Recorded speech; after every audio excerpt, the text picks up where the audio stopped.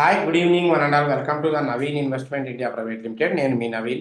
So ఈరోజు వీడియోలో మీ అందరికీ ఒక షాకింగ్ న్యూస్ చెప్పబోతున్నాను. ఏంటి అంటే ఇది చాలా వరకు ఒక జనరల్ నాలెడ్జ్కి సంబంధించిన న్యూస్. ప్రతి ఒక్క ఇండియన్ ఎస్పెషల్లీ ప్రతి ఒక్క ఇండియన్ తెలుసుకోవాల్సిన విషయం ఏంటి అంటే రూపాయి రూపాయి ప్రైస్ పడిపోతుంది. సో అసలు ఏంటి ఈ రూపాయి ఏంటి పడిపోవడం ఏంటి? ఒకవేళ ఇప్పుడు న్యూస్ ఆర్టికల్స్లో చాలా విపరీతంగా చూస్తూ ఉన్నాం. రూపీ ప్రైస్ ఫాల్ అయింది. అసలు ఇది ఇండియాకి గుడ్ ఆర్ బ్యాడ్? అసలు ఈ రూపాయి పడిపోవడం అనేది, అసలు ఈ పడిపోవడం అంటే ఏంటి? ఎందుకు పడిపోతుంది? రీజన్ ఏంటి? ఒకవేళ ఇది పడిపోతే ఇండియన్స్కి గుడ్ అవుతుందా, బ్యాడ్ అవుతుందా? గుడ్ అయితే ఎంతవరకు అవుతుంది, బ్యాడ్ అయితే ఎంతవరకు అవుతుంది? ప్రతి ఒక్క స్టూడెంట్ అంటే ఎగ్జామ్స్కి ప్రిపేర్ అయ్యేవాళ్ళు కానీ స్టూడెంట్ చిన్న పిల్లలతో సహా ఖచ్చితంగా ఇండియా గురించి తెలుసుకోవాల్సిన బాధ్యత మనది. కాబట్టి ఖచ్చితంగా ఈ వీడియోని స్కిప్ చేయకుండా చూడండి. అప్పుడప్పుడు స్టాక్ మార్కెటే కాకుండా ఇటువంటివి కూడా కంపల్సరీ చేయాలి, ఎందుకంటే నాలెడ్జ్ బేస్డ్ కాబట్టి. సో ఇక మెయిన్గా మన కంటెంట్ లోపలికి వెళ్ళిపోదాం. అసలు ఏంటి జనరల్గా మనం ఎప్పుడు కూడా న్యూస్ పేపర్స్ ఓపెన్ చేస్తే ఫస్ట్ మనకి ఎక్కువ కనబడేది ఏంటి అంటే dollar versus rupee, dollar versus rupee. So మనం గత కొన్ని సంవత్సరాల క్రితం సో ఎలా అంటే డాలర్ ఇండియా బాగా డెవలప్ అయింది డెవలప్ అవుతుంది అనుకుంటున్నారు. అసలు ఎంతవరకు డెవలప్ అయింది ఎవరికి తెలుసు? సో భారతదేశము మన తాతల తరం నుండి అభివృద్ధి చెందుతున్న దేశమే అంటున్నారు తప్ప అభివృద్ధి చెందింది అని ఎక్కడా అంటున్నారు. ఇది అభివృద్ధి చెందింది అనడానికి రెండు రీజన్స్ ఉన్నాయి. అదే యుఎస్ అండ్ ఇండియా. సో మన యుఎస్ డాలర్ అయినా మన ఇండియన్ రూపీ అయినా ఇవి రెండు బ్యాలెన్స్ అయితే మనం యుఎస్ లెవెల్స్లో వెళ్ళిపోవచ్చు. బట్ ద విషయం ఏంటి అంటే fact we are much better comparing with much better. కానీ రీసెంట్గా చూస్తే ఇండియన్ రూపీ మొత్తం పడిపోయింది. అంటే ఇండియా రూపీ వాల్యూ లోయెస్ట్కి వెళ్ళిపోయింది, ఎప్పుడూ లేనంత లోయెస్ట్కి వెళ్ళిపోయింది. మరి లోయెస్ట్కి వెళ్ళిపోతే ఇండియాకి గుడ్ ఎట్లా అవుతుంది సార్ అని చెప్పేసి చాలామంది ఎక్స్పర్ట్స్ డౌట్స్, పాపం అన్నెసెసరీగా కొంతమంది సో పార్టీస్ని లీడర్స్ని గొప్ప గొప్ప మన నరేంద్ర మోడీ గారు, నిర్మలా సీతారామన్ గారు ఇలాంటి పెద్ద పెద్ద ఫైనాన్షియల్ మినిస్టర్స్ని నెగిటివ్గా ఇంపాక్ట్ చేస్తున్నారు. But this thing should be A positive thing. So చాలా మంచి పాజిటివ్ థింగ్ ఉంది. ఎందుకంటే దాని గురించే నిర్మలా సీతారామన్ గారు కూడా ఒక ఓపెన్ స్టేట్మెంట్ ఇచ్చారనమాట, కీలక వ్యాఖ్యలు చేశారు. అసలు ఆమె ఏం చేశారు ఒకసారి చూద్దాం. సరే అది పక్కన పెడదాం. ఇక ఫస్ట్ మనం తెలుసుకోవాల్సింది ఏంటంటే ఈరోజు వీడియో చేసే టయానికి డాలర్ ప్రైస్ 89.96, అంటే నిన్నటికి చూసుకుంటే 90 దాటిందండి. నిన్నటికి చూసుకుంటే 90 రూపీస్ దాటింది. అంటే $1 ఈక్వల్ టు ఇండియన్ కరెన్సీలో 90 రూపీస్ అవుతుంది అనమాట. సో అంటే ఇంతకుముందు 83, 84, 86 ఇలా ఉండేది కదా. అంటే ఇక్కడ వీళ్ళిద్దరు వెయిట్లో డాలర్ వెయిట్ పెరిగింది కాబట్టి ఆబ్వియస్లీ కరెన్సీ వెయిట్ తగ్గింది. ఇది 90కి వెళ్ళింది కాబట్టి ఇది 83, ₹1 90కి వెళ్ళింది కాబట్టి ఆబ్వియస్లీ మంది లోకి వచ్చిందని చెప్తాం.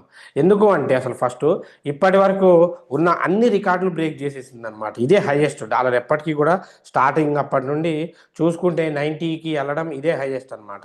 దీంట్లో దాదాపు 2014లో ₹62 ఉందండి.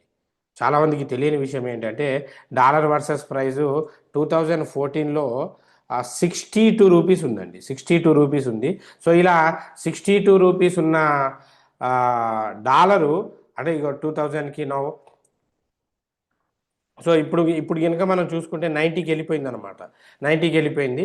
సో ఎందుకు అసలు ఇంతలా పడిపోవడానికి రీజన్స్ ఏంటయ్యా అంటే first India US trade deal అండి. India US trade deal. So ఈ ట్రేడ్ డీల్ అంటే ఏంటంటే మనం ఇంపోర్ట్స్ ఎక్స్పోర్ట్స్కి జరిగి రెగ్యులర్గా ట్రేడ్ డీల్స్ అనేవి జరుగుతూ ఉంటాయి. ఇవన్నీ మనందరికీ తెలిసిందే. సో అంటే మనం కొన్ని వస్తువులు వాళ్ళ దగ్గర తెచ్చుకోవడం, మన వస్తువులు కొన్ని వాళ్ళకి ఇంపోర్ట్ ఎక్స్పోర్ట్ జరుగుతూ ఉంటుంది. సో దీనివల్ల ఏమవుతుందయ్యా అంటే రీసెంట్గా మనందరికీ తెలుసు ట్రంప్ గారు విపరీతమైన టారిఫ్లు పెంచేశారు. ఈవెన్ దో ఇండియన్ కంపెనీస్ మీద కూడా విపరీతమైన టారిఫ్లు పెంచేశారు. దీనివల్ల ఇక్కడ నుండి మనం ఎక్స్పోర్ట్ చేసే దానికే కన్ఫ్యూజన్ అయిపోయింది జనాలకి. దాంతోపాటు 2025లో ఎఫ్ఐఐలు దాదాపు ఈ ఈక్విటీ మార్కెట్ నుండి వాళ్ళ ఫండ్ని రిటర్న్ తీసుకున్నారు. కొన్ని బిలియన్ డాలర్స్ బయటికి తీసుకెళ్ళిపోవడం కూడా మన కరెన్సీ పడిపోవడానికి ఒక పెద్ద రీజను అండ్ ప్రెజర్ పడింది అనమాట, పెద్ద ప్రెజర్ పడింది. అలాగే క్రూడ్ ఆయిల్, గోల్డ్, వెండి, క్రూడ్ ఆయిల్, గోల్డ్, సిల్వరు, ఇటువంటి వాటికి ఇంకా ఎక్కువ డిమాండ్ పెరిగింది. డిమాండ్ పెరగడం వల్ల ఇవన్నీ ఏంటి, ఇంపోర్ట్ ఐటమ్స్. ఏది, క్రూడ్ ఆయిల్ అయితే ఏంటి, రష్యా నుండి కానీ, సో అదర్ కంట్రీస్ నుండి మనం తీసుకునే క్రూడ్ ఆయిల్, గోల్డ్, సిల్వరు, ఇలా ఈ కమ్యూడిటీస్ అంటారు. వీటిని ఇంపోర్ట్ ఐటమ్స్ బాగా రేట్లు పెరిగినాయి. దీనివల్ల గ్లోబల్గా దీని డిమాండ్స్ అన్నీ పెరగడం వల్ల మన ఇండియన్ ట్రేడ్కి డెఫిషియన్సీ వచ్చిందనమాట. సో కాకపోతే మన ఆర్బీఐ ఏముంటుందంటే, గత సంవత్సరం కంటే ఫారెక్స్ మార్కెట్లో కొంచెం లిమిటెడ్గా మనం ట్రేడ్ చేసిన, సో ఇన్వర్ట్ అవ్వడం, మన రూపీ వాల్యూ అనేది వీక్ అవ్వడం కరెక్టే అని చెప్పింది. బట్ దీనివల్ల ఏమవుతుంది, మనకేమీ కాదని ఒక స్టేట్మెంట్ ఇచ్చారు. ఇది ఎందుకు ఏమీ కాదో నేను క్లియర్గా ఎండింగ్లో చెప్తాను. సో నెక్స్ట్, అసలు ఇప్పుడు ఈ ట్రేడ్ డీలు వీటి వల్ల, ఈ రూపీ తగ్గడం వల్ల ఎవరికి మెయిన్ ప్రభావం అంటే, ఫస్ట్ మనం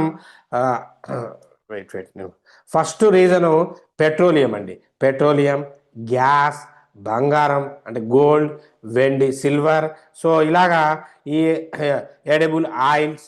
సో ఒక్క నిమిషం మీకు ఇమేజ్ కూడా పెడతాను.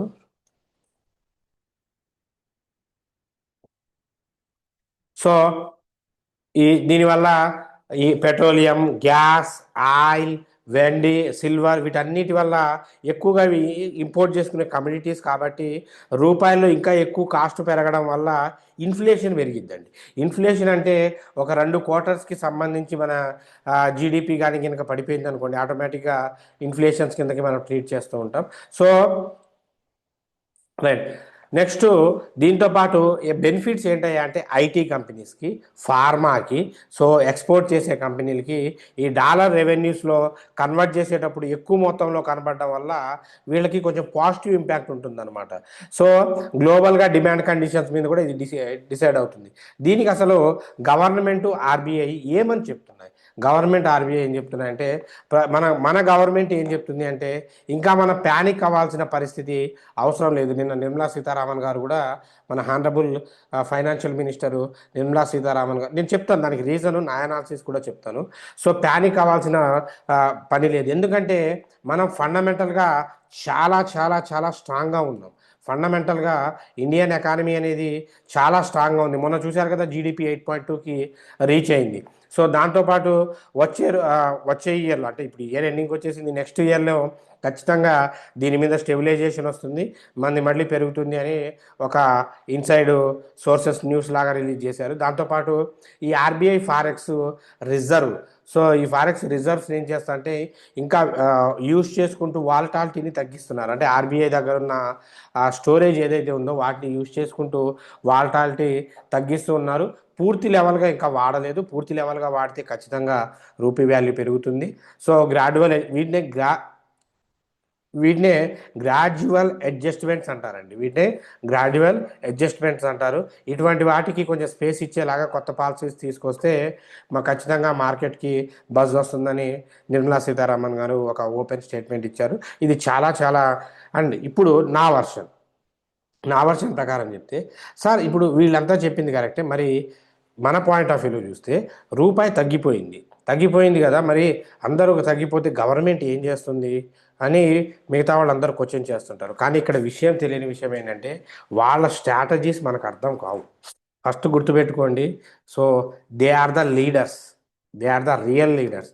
వాళ్ళు ఫ్యామిలీని, సో కట్టుబొట్లు అన్నీ వదిలేసి, ఫ్యామిలీని వదిలేసి జనాల కోసమే మోడీ గారు కానీ, యోగి గారు కానివ్వండి, సో నిర్మలా సీతారామన్ గారు కానివ్వండి, కొంత తక్కువ మంది దేశ భవిష్యత్తు కోసమే పోరాడుతున్నారు. Any leader, it could be any leader, ప్రతి లీడర్ కూడా దేశం అంటేనే మనకు అమ్మ లాంటిది కాబట్టి మనం అందరం కూడా ఖచ్చితంగా దేశం స్టెబిలిటీ కోసమే చూస్తాం.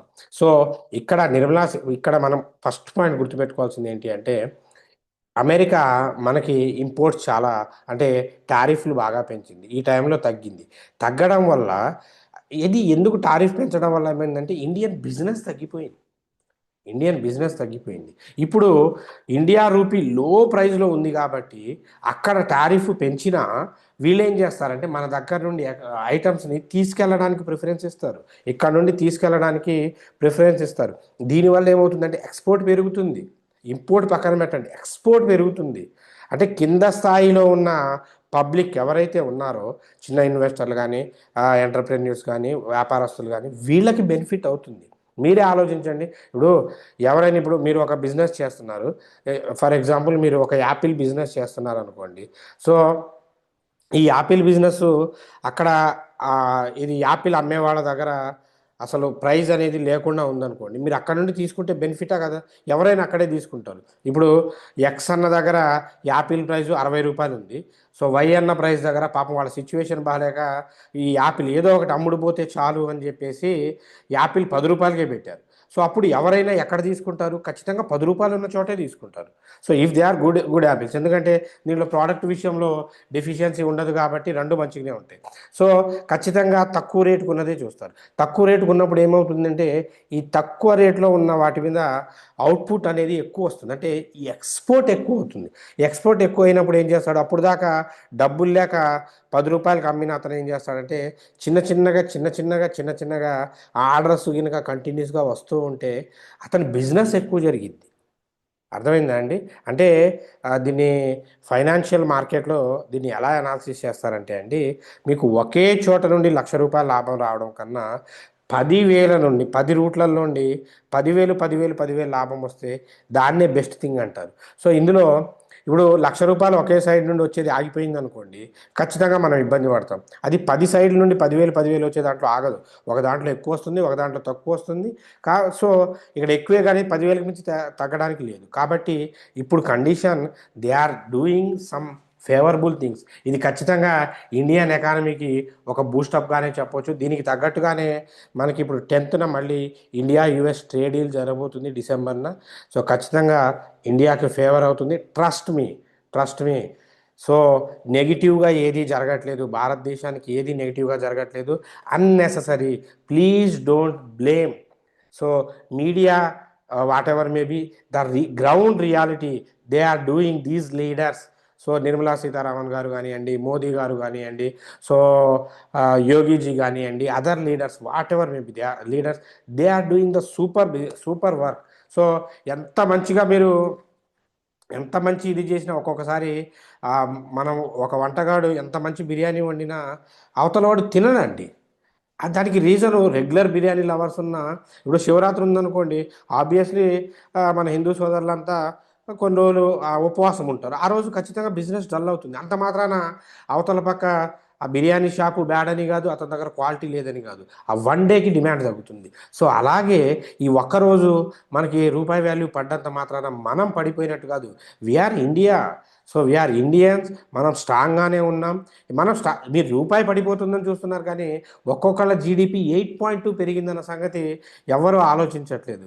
సో దయచేసి ఈ వీడియో చూసే ఎవరికైనా, అంటే జనరల్ నాలెడ్జ్ కానీ, కొంతమంది సివిల్స్కి ప్రిపేర్ అవుతూ ఉంటారు, ఖచ్చితంగా వాళ్ళకి తెలియాల్సింది. ఎందుకంటే ఇప్పుడు ఒక నార్మల్ పర్సన్స్ మామూలుగా ఆలోచించరు, ఇది ఇంత ఇన్డెప్త్గా ఆలోచించరు. ఒక సివిల్ ఆస్పిరెంట్ మాత్రం ఈ వేలోనే ఆలోచించాలి. సో అలా కోచింగ్ తీసుకునే వాళ్ళకి ఖచ్చితంగా బెనిఫిట్ అవుతుంది.